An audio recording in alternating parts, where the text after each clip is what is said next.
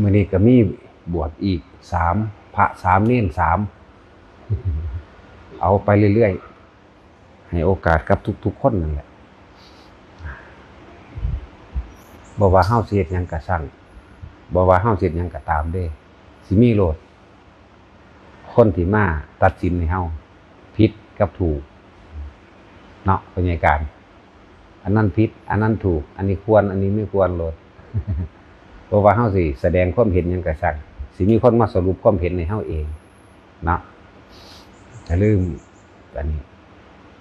โลกนี้เต็มไปด้วยทิฏฐิคือความเห็นเด้อถ้าในการแสดงความเห็นหรือการใส่ความคิดเห็นเฮ็ดอิหยังจากอันจักอย่างหรือกระทำสิ่งใดก็ตามถ้ามีอารมณ์เข้าไปปนอารมณ์เคลือบแฝงเข้าไปในความเห็นที่เฮาแสดงออกไปนั่นสัตว์ทั้งหลายคนทั้งหลายก็จะเป็นไปตามความคิดของเจ้าของเองพอได้ความคิดนั้นเป็นอารมณ์เข้าไปอยู่ในสิ่งที่คิดด้วยนั่นแหละพวกเฮาสิเวียนว่ายตายเกิดไปตามความคิดนั้นที่เพิ่นว่าสัตว์ทั้งหลายจะเป็นไปตามความคิดในความคิดนั้นย่อมมีอารมณ์ความรู้สึกในความพอใจและบ่พอใจฉะนั้นเฮาต้องมาหาคนลงไปในอันใดเฮ็ดให้เฮาเกิดความคิดนั่นแหละความคิดอารมณ์ความรู้สึกพอใจไม่พอใจผิดถูกในผิดในถูกก็มีความพอใจกับบ่พอใจนั่นแหละเฮาถือว่าจี้เอาโตมันโลดแต่ละคนเป็นสุขหรือพอใจเนี่ยก็ว่าตรงกับความเห็นเจ้าของว่าถูกว่าดีนั่นแหละคือการเกิดคือเก่าพบเกิดแบบนั้นพบคืออารมณ์ความรู้สึกในความพอใจบัดนี้ความบ่พอใจก็คือกันพบเกิดคือเก่าเพราะบ่ตรงกับความเห็นที่ยึดมั่นถือมั่นแล้วสัตว์ทั้งหลายที่เพิ่นรวมเบิดเลยสัตว์นี่คือผู้ยึดติดถือมั่นผู้ยังของเกี่ยวอยู่ในอารมณ์ความรู้สึกที่พอใจกับบ่พอใจอันก็เกิดจากความเห็นความยึดมั่นถือมั่นตัวนี้แหละด้วยทุกคนเฝ้าสังเกตจิตเจ้าของเฝ้าสังเกตความคิดเจ้าของให้ดี อันใดที่มันบ่เป็นเรื่องข้อขาดบาดตาย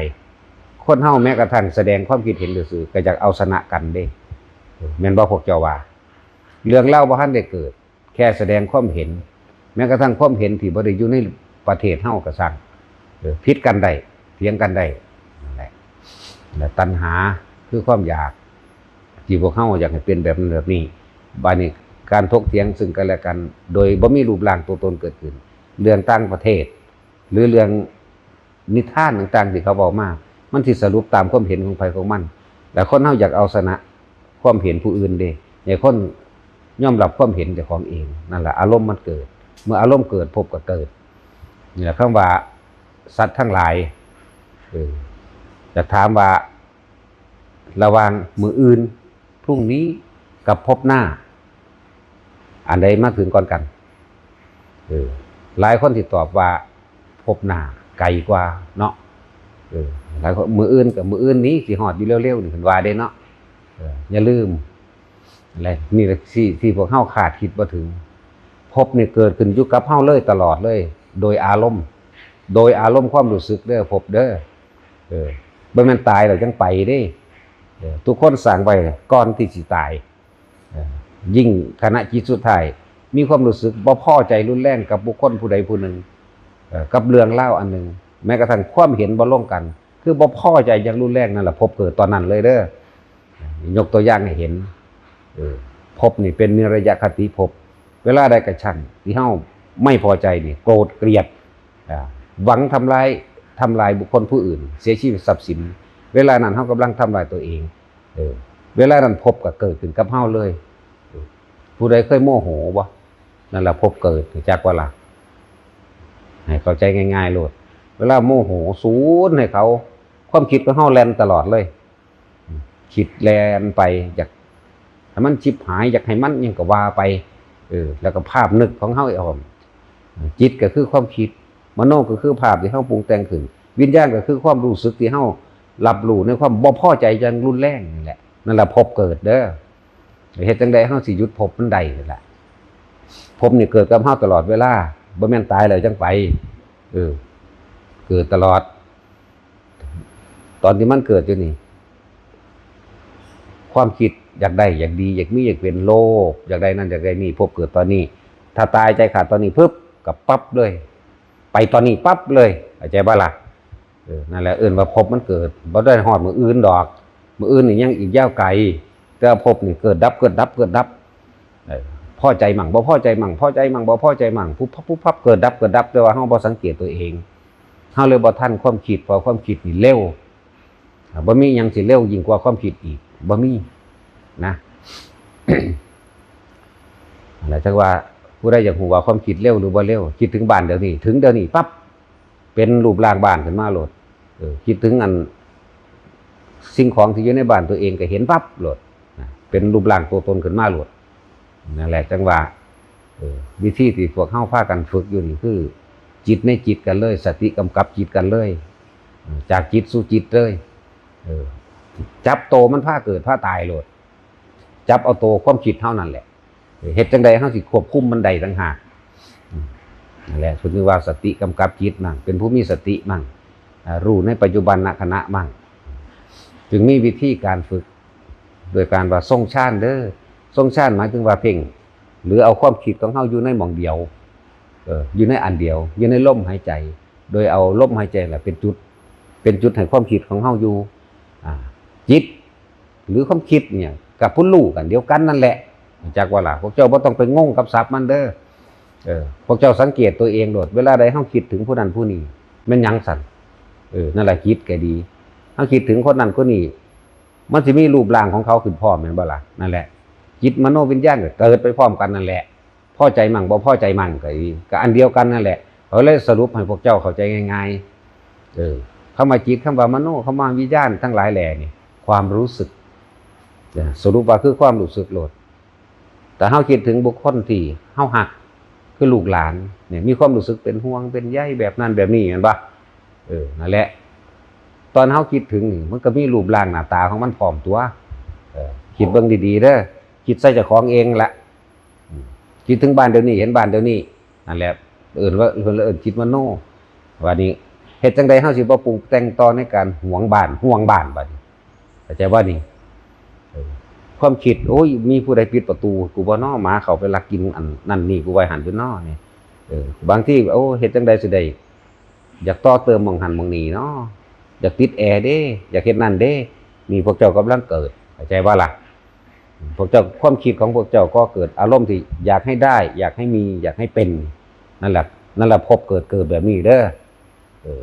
จิตมโนบัดนี้เฮ็ดจังได๋เฮาสิบ่ให้มันคิดปรุงแต่งต่อนี่นั่นแหละจึงมีการเพ่งอยู่ในอารมณ์อันเป็นหนึ่งบางที่เฮาก็ใส่ศัพท์ว่าทรงฌานมั่งทำสมาธิมั่งเจริญฌานมั่งเจริญสติปัฏฐาน4มั่งรู้ลมเข้าออกมั่งเนี่ยเป็นวิธีการสิจับความคิดเด้บ่ให้มันคิดปรุงแต่งไปในเรื่องนั้นเรื่องนี้เพราะว่าการฟังธรรมที่เพิ่นแสดงมาแต่ละองค์ก็แสดงถึงความบ่เที่ยงแท้แน่นอนของชีวิตบ่เที่ยงแท้แน่นอนของทุกสรรพสิ่งทั้งหลายทั้งปวงนั่นแหละไหลเข้าสู่ความแตกดับไหลเข้าสู่ความตายเบิดไปก็ดีคนก็ไหลเข้าสู่ความตายเบิดการเกิดก็คือการเริ่มตายอยู่แล้วการพบก็คือการเริ่มจากอยู่แล้วนี่มันเป็นกฎธรรมดาที่พวกเฮาเห็นอยู่ตลอดแต่ว่าพวกเฮานั่นบ่ทันมันบ่ยอมรับมันบ่ยอมรับว่าพ่อแม่เฮาก็ตายมาแล้วปู่ย่าตายายเฮาก็ตายมาแล้วแต่ว่าตายยามใดมีการร้องไห้ตลอดเลยเนาะบ่ยอมรับมันเด่นให้นำคือบ่อยากให้ตายนั่นเองมันก็เลยเป็นทุกข์นั่นแหละในความอยากได้อยากเป็นมันบ่ละบาดเฮ็ดจังได๋เฮาสิรู้ทันมันรู้ทันหยังทันความคิดเด้คำว่ารู้ทันคือจะคิดปรุงแต่งไปให้ยอมรับทุกสรรพสิ่งในโลกล้วนแล้วแต่เกิดขึ้นมาเพื่อสิแตกเพื่อสิดับทั้งนั้นบ่มีอีหยังกี่ร่างอย่างยืนแต่เฮาก็เลยหาวิธีอยู่ใส่อยู่ในลมหายใจแล้วเพ่งอยู่นั่นแหละภาษาบาลีว่าเพ่งจังซี่สิได้เฮาให้รู้อยู่กับลมหายใจเข้าออกรู้อยู่กับลมหายใจเข้าหายใจออกมั่นลมที่เฮาใส่วิธีการคือทรงฌานเจริญฌานบ่แม่นเข้าฌานการทรงไว้การรักษาไว้ก็คือมันบ่แม่นเป็นนั่งทำพิธีบ่แม่นเป็นนั่งเพ่งกระมึงเด้สังเกตความคิดตัวเองอย่าให้ออกจากลมหายใจแล้วก็ อย่าให้ออกจากความรู้สึกในกายแต่เฮามีลมหายใจอยู่ในกายมันก็มีความรู้สึกในกายอยู่แล้วต่อมาอาการหนึ่งมันก็เกิดขึ้นเวลามันได้พักผ่อนเต็มที่มันบ่เมื่อยบ่ล้าคนเฮาเมื่อยล้าแห้งๆเพราะว่าความคิดเด้เวลาบ่ได้ดังใจเนี่ยเมื่อยทั้งศูนย์พร้อมเนาะบัดนี้เฮาพยายามหาที่พักจิตก็คือลมเข้ามั่งลมเข้าลมออกลมเข้าลมออกต่อมาถ้าเฮาฝึกโดยเบื้องต้นไปแล้วมันสิค่อยๆเลื่อนลำดับไปสู่คำว่าอาการปิติสิเกิดเมื่ออาการปิติเกิดแล้วบัดนี้ลมหายใจบ่จับก็ได้เฮาเข้าอยู่กับความรู้สึกตัวไปเลยถ้าเฮาคิดความรู้สึกตัวหมายถึงอาการปิติที่มันเกิดที่เฮาใส่เทคนิคในการเอามาไว้ระหว่างกลางหน้าผากนั่นเองความรู้สึกนี่ความคิดมันบ่ไปใส่เลยมันจึงเกิดได้นี่วิธีหยุดความคิดหรือระงับดับความคิดก็เลยก็เป็นแบบนี้แล้วเฮาสิคอยเห็นสิ่งทั้งหลายทั้งปวงคนเฮามันบ่หยุดคิดมันเลยบ่เห็นความแตกความดับความเคลื่อนไปมันมีแต่คิดไปนำความเคลื่อนไปความแตกความดับความตายไปเข้าใจบ่นี่มันมีแต่ไหลไปนำเรื่องราวต่างๆเลยแหมแต่ว่ามันบ่มาหยุดเบิ่งว่ากูทุกข์เพราะว่าหยังนี่แหมกูบ่พอใจเพราะว่าหยังกูดีใจเพราะว่าหยังนี่มันมาหยุดมันบ่มาหยุดเบิ่งตัวนี้เด้คนเฮานั่นแหละก็เลยว่าหาวิธีเฝ้าสังเกตความคิดและความรู้สึกเจ้าของก็เลยเอาลมหายใจเป็นเครื่องอยู่บอกตามบาลีเพิ่นว่าสติปัฏฐาน4เนี่ยลมหายใจนั่นแหละคือกายในกายอันหนึ่งเวทนาในเวทนาคือความรู้สึกอันเกิดจากอาการปิตินี่แหละเป็นอุเบกขาเวทนาหมายถึงความคิดบ่เกิดขึ้นมันจึงมีความรู้สึกอันเป็นอุเบกขาได้วันนี้จิตในจิตก็คือสติกำกับจิตคือความรู้สึกตัวในตัวเองนี่แหละมันก็จะค่อยๆเห็นหลายอะไรอย่างเฮาบ่คิดไปตามสิ่งที่เกิดขึ้นสิ่งที่ดับไปเลยบ่มีอารมณ์เข้าไปปนอยู่ในหันเสียใจดีใจอันนั้นนี่บ่มีเพราะว่าเฮาอยู่กับตัวเองแล้วเฮาสิเห็นความจริงของโดยธรรมชาติสิ่งใดสิ่งหนึ่งเกิดเป็นธรรมดาสิ่งนั้นดับเป็นธรรมดาคือพ่อแม่ปู่ย่าตายายเฮาล่ะเขาเจ้าก็เกิดมาเขาเจ้าก็ตายล่ะจังซี่แหละต่อมาก็ไหลมาเฮาก็สิเกิดเฮาก็สิตายคือกันได้บัดนี้นี่แหมยอมรับโดยภายนอกแล้วก็หันเข้ามายอมรับภายในก็บัดนี้เวลาเฮาเฮ็ดนั่นเฮ็ดนี่บ่ได้ดังใจเฮาสิเสียใจเนาะแล้วเฮาสิโทษพุ่นโทษพี่แบบนั้นแบบนี้หลายอะไรอย่างดิ้นรนคนควายเพื่อสิตัวเองได้มาตามอารมณ์ความรู้สึกของเจ้าของอยากให้ได้อยากให้เป็นนั่นแหละถ้าเฮามาอยู่กับตัวเองแล้วเฮาสิเข้าใจดอกว่าสิ่งใดสิ่งหนึ่งเกิดธรรมดาแตกดับตายเป็นธรรมดาแล้วบางที่เพิ่นก็ให้เฮาคิดถึงความตายนี่เด้อคิดถึงความตายแน่อย่าหวงคักหลายซ้ำบักม่วงกระดันนั่นอย่าหวงคักหลายซ้ำให้ซ้ำหน้าคนไปเลี้ยงงัวเลี้ยงควายไปหาเกี่ยวหญ้าอย่าหวงคักหลายความคิดที่เจ้าห่วงอันนั้นน่ะอารมณ์ความรู้สึกของเจ้านั่นน่ะนั่นแหละภพมันเกิดเห็นบ่ล่ะถ้าเจ้าตายไปตอนนั้นเด้ค่าของเจ้ามีแค่บักม่วงกระดันนั่นบ่ค่าของเจ้ามีแค่บักฮู้บ่ค่าของเจ้ามีแค่มะขามหวงน้ำนั่นบ่อารมณ์ของเจ้ากำลังภพเกิดได้นั่นน่ะอารมณ์ความรู้สึกคือภพได้นั่นน่ะตายปั้วในขณะนั้นในขณะโมโหไปนรกตายปั้วในขณะซึ่งปนกันกับโมโหพร้อมละอันพวกหวงบักม่วงนี่หวงบักม่วงหวงให้หวงหน้าจักระวังเปรตกับสัตว์นรกจักสิไหนก็ก้อนกันมาดอกเนี่ยอยู่ทั้งสี่ทั้งสั้นเนี่ยพยายามเฝ้าสังเกตความคิดตัวเองโดยการเอาเฮ็ดให้เกิดความรู้สึกในตัวเองที่ว่าทรงชาติมั่งเจริญชาติมั่งเจริญสติปัฏฐาน4มั่งเพื่อสิจับดักความคิดจากว่าล่ะบ่ให้มันคิดปรุงแต่งไปบ่ให้มันเกิดอารมณ์ที่แรกมันกับท่านมั่งบ่ท่านมั่งเป็นธรรมดาเฮ็ดไปเถอะถ้าเฮ็ดไปแล้วเดี๋ยวสิเข้าใจในตัวเองแหละและจึงบอกว่าเฮาบ่ต้องไปหาตัดสินผู้นั้นผู้นี้เฮ็ดผิดผู้นั้นเฮ็ดถูกผู้นั้นคิดถูกผู้นี้คิดผิดดอกมันบ่ทันเด้นั่นน่ะมันบ่ทันอารมณ์เจ้าของสิมองออกนอกตัวมันเลยบ่รู้จักว่าเจ้าของเป็นทุกข์เป็นสุขกับอีหยังพุ่นไหลออกไปแนวอื่นเบิดไปหาติแต่ผู้อื่นตำหนิแต่ผู้อื่นไปย่องแต่ผู้อื่นพบเกิดตลอดติผู้อื่นก็พบเกิดย่องผู้อื่นก็พบเกิดแต่บ่เห็นพบในเจ้าของที่เกิดอยู่นี่ความรู้สึกของเจ้าของในความพอใจหรือบ่พอใจนี่แหละตัวพบตายยามใดมันไปโลดเด้จึงบอกว่ามื้ออื่นกับพบหน้ากับพรุ่งนี้ยังมันไกลกว่ากันพบนี่อยู่น้ำเฮาเลยเด้ แต่ผู้ใดท่านบ่ท่านอารมณ์นี่พบนี่อยู่น้ำเฮาตลอดเลยเกิดได้ตลอดเวลาแต่มื้ออื่นมันยังท่านนี่ฮอดจักว่าล่ะเป็นสัตว์มันยังไกลอยู่ได้มื้ออื่นแต่ว่าพบนี่อยู่น้ำเฮาตลอดเกิดดับเกิดดับเกิดดับ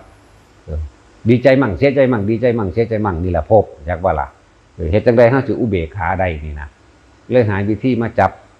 ให้ความคิดของเฮานั้นอยู่ในตัวเองให้ได้ก็เลยเอาความคิดไว้กับลมหายใจเรียกว่ารู้ลมเข้ารู้ลมออกมั่งแม้นลมจะหายไปอยู่ในความรู้สึกตัวบัดนี้อันเป็นอาการนิ่มๆนุ่มๆที่เฮาฝึกได้แล้วนั่นแหละเอามาอยู่นี้นะเมื่อมันบ่คิดแล้วมันก็เป็นอุเบกขาเวทนาอุเบกขาเวทนาตัวนี้แหละสิเดินปัญญาได้บัดนี้เห็นสิ่งใดสิ่งหนึ่งเกิดขึ้นเป็นธรรมดาสิ่งนั้นก็ดับเป็นธรรมดาสิบ่คอยไหล